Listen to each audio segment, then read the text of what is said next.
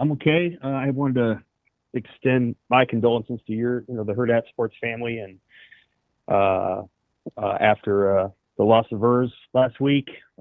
Very sorry to you, Ravi, and to Damon, and to everybody. It was a hard week for the media community for sure, and so sorry. Obviously, a very sudden loss for a lot of people who loved him, and will continue to. So I enjoyed listening to him a great deal in his various shows and guest spots over the years. So he will be missed. And I thought, Ravi, your tribute last week was really wonderful on, I'm sure, what was a very hard day. Thank you, Sam. I appreciate that. Yeah, it's been a weird weekend for sure, and last 24 hours, or not, I guess 72 hours now. It's Yeah. but definitely appreciate that, Sam. And I know a lot of people cared and loved Vers, and it was honestly just really cool to see the outpouring of different stories from all across the state, really, of people who knew and loved and appreciated him. So I appreciate you saying that. Mm-hmm. Yeah, he touched a lot of different levels of the sport and a lot of different levels of the media community. So he was rare in that way, that so many different people knew and loved him, and that was certainly a shock last week, and he will be remembered a long time. That is, I don't have a good transition there, but that is kind of one of the cool things about kind of the Nebraska football community is, that power that it has to kind of connect people. I know most people, knew him from either radio spots now or whatever, but all that starts back when he's a football player for Nebraska and making the connections with guys like DB, and everything like that. So it was also kind of a reminder of sort of the power that this, as we go week to week and we shift our focus to Michigan State and we're like, well, what happened against Michigan and what's it going to look like? It is kind of a reminder of sort of the macro importance of the program and what it means to the state outside of the individual wins and losses. Yeah, no question. It's I'm a small part of that culture, and it's a big deal, and yeah. Sam, speaking on just general college football there, I was surprised you were kind of all on your tweet game then Saturday. You were all in on some of those games watching. Did you have a favorite that you were able to tune into any part of that day? Oh, there's a bunch of games I'm watching on multiple screens. I don't know. I mean, I'm a fan of the sport. I'm a fan of the NFL, so I'm watching the entire game last night, although those might be the two teams I hate the most. So you loved a tie then. That was like your favorite outcome. It was. So it was perfect. I'm like, if I'm going to stay up this late, it better be a tie. You were the one guy in America rooting for the tie. Did you stand up and fist pump as the final kick went through? No, I mean, I just don't like either team, and I don't want to see either one of them really have success. Anyway, so on the college games on Saturday night, obviously the Penn State Oregon game was notable. Oregon's a better football team than Penn State. That was proven. I thought Oregon took its foot off the gas a little bit toward the end and almost lost, but Oregon's a better team. Alabama's a better team than Georgia. I don't know that Georgia's a bad team. I think they've got a ways to go on defense, though, and they all kind of know that. And the USC-Illinois game was intriguing because Nebraska's going to have to play them. I don't really feel any different about Nebraska's game with USC. I think it's going to be a hard-as-hell game to win, but I think Nebraska could win it. The thing that you saw, and this is more true of Illinois than it is Nebraska, although it took Illinois a couple of weeks to figure it out. USC really struggled to get off blocks in that game. And so Illinois was able to engage USC and was able to stay on blocks. Those are things that were not happening against Indiana. Indiana was much more aggressive at the line of scrimmage and made life much harder for Illinois. And USC just doesn't have the same level of physicality. Some of that's because they got a lot of transfers on their defensive side of the ball. But so there was that. Iowa obviously almost beat Indiana. That didn't surprise me that they almost did, but Iowa's, kind of who they are every year. So I watch a lot of Nebraska's future opponents. Honestly, there's not a game that Nebraska can't win going down the stretch, including the game at Penn State. Penn State is not – they're a good team. I have not seen a team on the field that I think is better than Michigan. I don't. And now, granted, you got to go out there, but you're going out there in late November, and you really don't know what the weather's going to be like, and you don't know what their record's going to be. And that fan base, I think, is so hungry to be great, or as James Franklin says, elite, that if Penn State has 2 or 3 losses, which they might have, their fan base may actually not be very engaged in that game. I think they've been very underwhelming to start the season, including in some of the throwaway games that they played at the beginning of the year. Nebraska played much better than Penn State in some of those games. And so I still have Penn State in the top 10, but some of that's based on the quality of their defensive play and coming back against Oregon, which I tip my cap to them doing. But yeah, it's a striking league. Nebraska avoids the 3 best teams. They do. Ohio State and Oregon and Indiana are the 3 best teams. I don't think it's all that much of a debate. And Nebraska is not going to have to play it. So, and Michigan might be the 4th best team. Right now I have Penn State at 4, but it could end up being Michigan. So, I think on the way out here, Nebraska's got a really good chance of finishing well if they execute. Sam, you had 2 things there that I really want to talk about. I'm going to start with Penn State there because it sounds like you thought the same thing. I came out of the last couple weeks having watched Penn State pretty closely as thinking Nebraska's got a better shot against Penn State than I thought going into the season. Not just because maybe Penn State isn't who I thought they were, but also if I look at the teams that or the team specifically in Michigan and to a lesser extent Sorsby at Cincinnati that gave Nebraska trouble, Drew Aller is 100% not that type of quarterback, which made me feel quite a bit better about the matchup.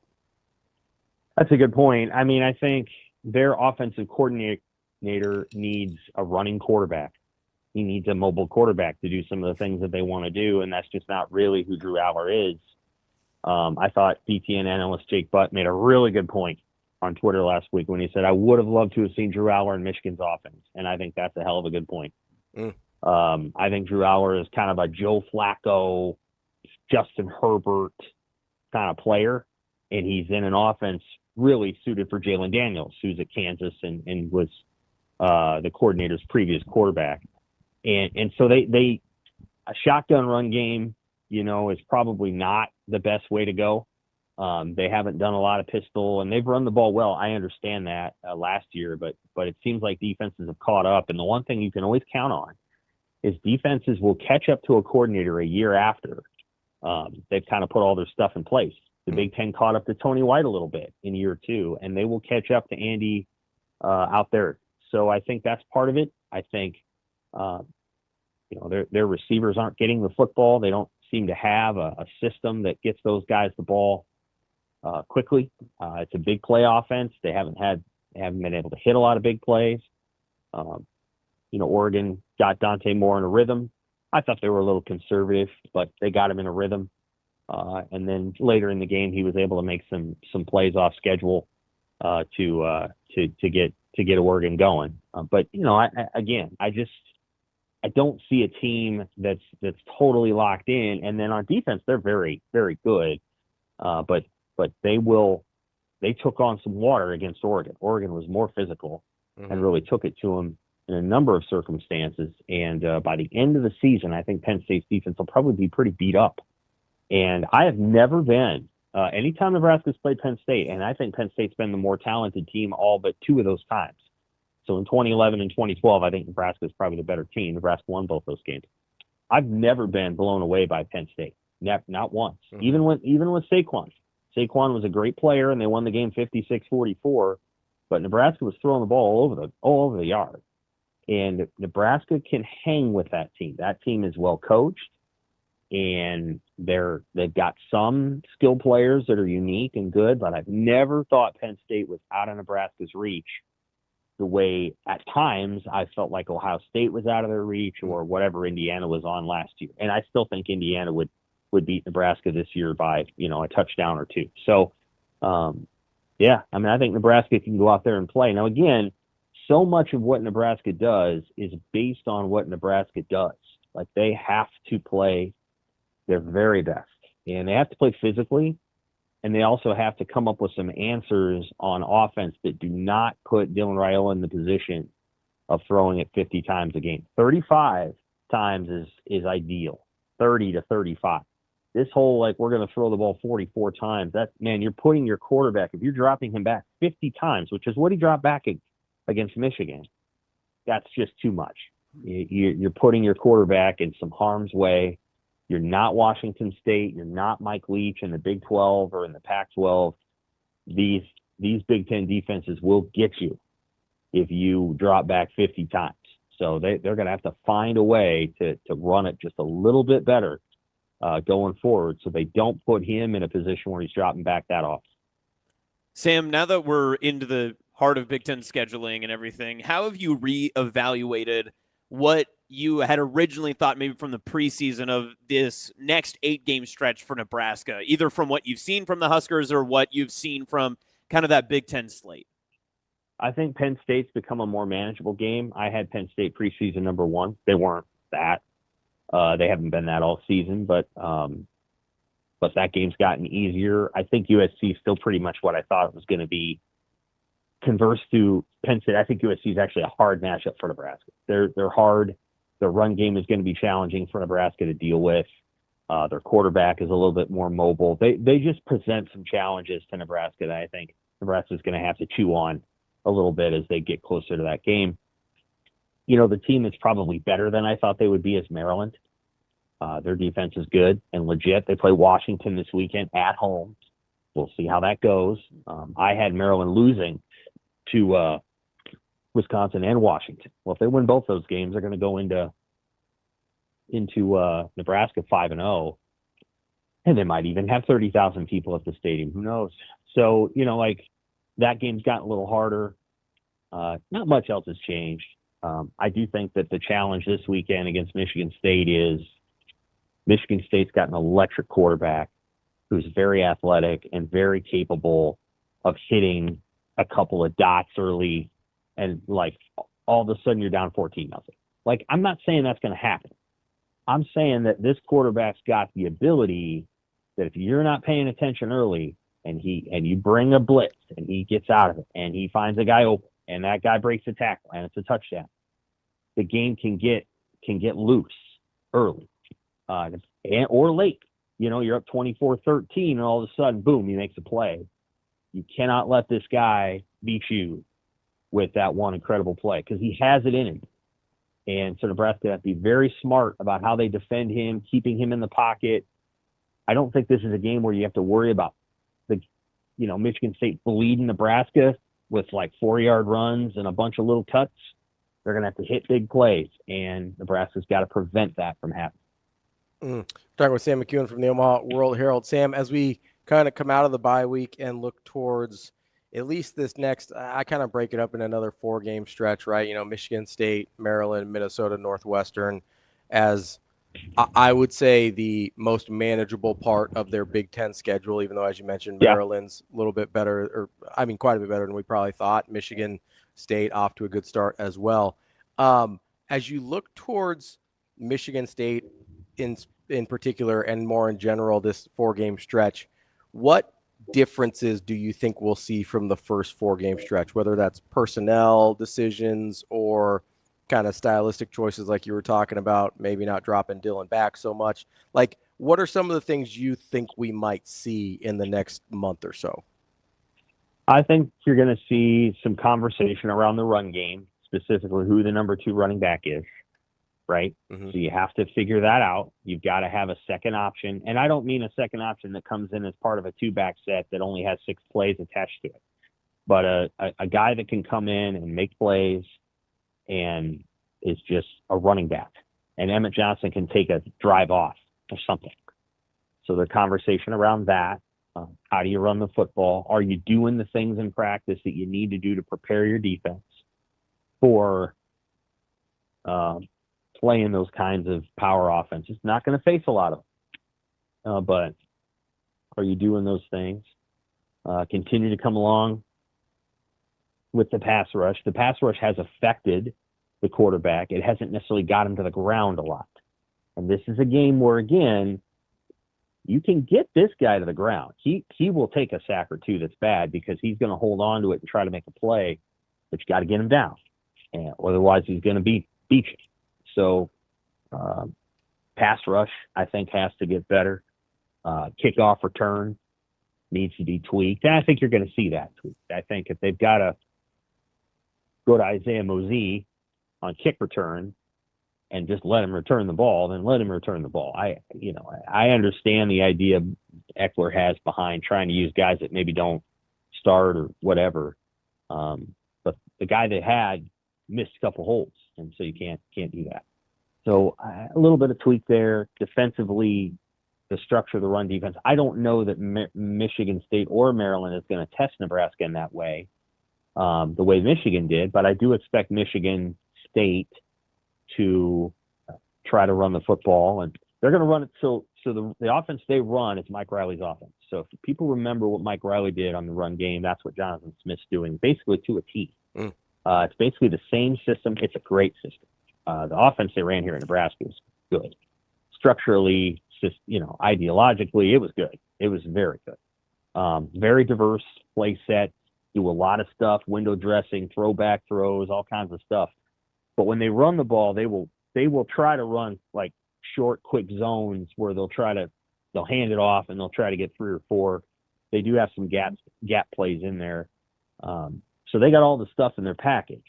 They don't necessarily get to it because they get off that pretty fast and they try throwing the ball around. And they can do that too. This is the best group of receivers Nebraska's probably faced this week. They're good.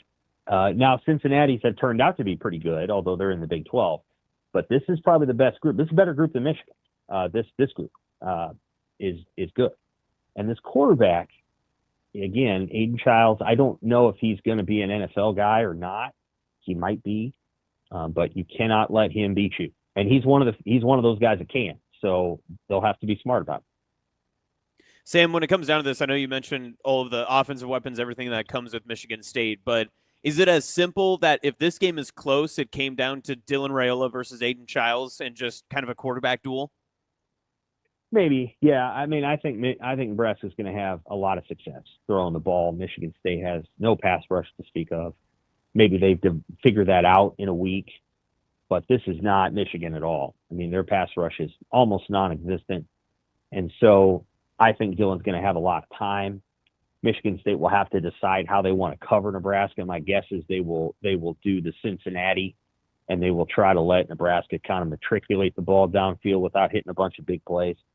So I don't know what Michigan State's answer is going to be on defense. They've struggled so far this season. So I think Nebraska is the better team. That's why they're an 8-point favorite. And I think so they're 8 points, and it may go up to 10. Again, I think Nebraska will move the football. This is a game that I think Nebraska expects to win and should win, but they've had games like that before. So it could be a quarterback duel. I sure would like to think that Nebraska can shut Chiles down enough to where the thing goes in the fourth quarter and they're going to have to pull some miracles. The one caveat I say to that, as I said before, don't get behind early. Don't let this guy hit 1 or 2 of these throws. He's got the whole toolkit. I mean, he threw a ball against USC. I haven't seen anybody throw him this year. So he's got the whole thing. And if you let him get loose or you let him get a guy open deep, he will hit it. So now, mind you, Nebraska's pass defense is the best in the country, way better than USC's. So I think Nebraska will be okay. Sam, I want to go back to National College Football here for a minute because there was a couple things we were talking about over the results this weekend that just kind of got me thinking. One is a Big Ten question, and half of it is not related. But from this weekend, which results do you think invalidated a previous result more? Indiana and Iowa and USC and Illinois. Do you think that invalidated the Indiana-Illinois score more? Or do you think Alabama and Florida State's results this weekend invalidate that week 1 score more? That's an interesting question. I suspect that Florida State is about an 8-4 or 9-3 team. That's my hunch. That doesn't mean they're a bad team, and it doesn't mean they didn't deserve to beat Alabama. They won that game straight away. My sense is Florida State's going to go 9-3, 8-4. Mm-hmm. So I guess that one, because they're not really Alabama's a top 10 team. Yeah, I think Alabama's better. Yeah. Than the way they played against Florida State. I think what I think got them against Florida State was that quarterback, and they weren't ready for a running quarterback. And to go back and watch that game, they just really struggled to contain him, and they just weren't dialed in. I think they went into that game thinking Florida State sucked the year before and they wouldn't be as good as they were. And so I think that one. The other one, Indiana just did some things against Illinois that I actually don't think USC is capable of doing. USC finds ways to shoot themselves in the foot, and then their defense is just not, what Illinois did against USC is they ran the ball. And they were able to kind of keep possession of the ball and run it a lot and then throw off of that. And a lot of that's USC just not getting off block and playing early, right? Playing body clock. Mm-hmm. So playing at 9 a.m. and all that stuff. And they just didn't get off blocks. And so some weeks you don't get it done. And Illinois had one of those weeks at Indiana. The difference is Indiana will pour it on you. And that's exactly what happened. Obviously, I was not surprised that Iowa took Indiana to the wire. That's Iowa's a very well coached team, and they have a very good understanding of how to win games, especially at home. The one surprise for me is they ran kind of a zero blitz at midfield that I thought was unnecessary, and it burned them, and they lost the game because of it. I think if that thing goes in overtime, it's anybody's ball game, and I was surprised that I felt maybe Iowa felt like they had to do that in order to kind of flip the field position, but it was an overly risky call, and it burned them, and as a result, they lost. But Iowa's Iowa. They're gonna do the same stuff they've been doing. 7-5, 8-4. That's who they are, and that's what they are. And they're a hard out. But Indiana was able to beat them. That's Sam McKewon for Omaha World Herald. Sam, appreciate the time as always, and enjoy being back on a game week. All right, take care, guys. Thanks, That's Sam. Sam McKewon, Omaha World Herald.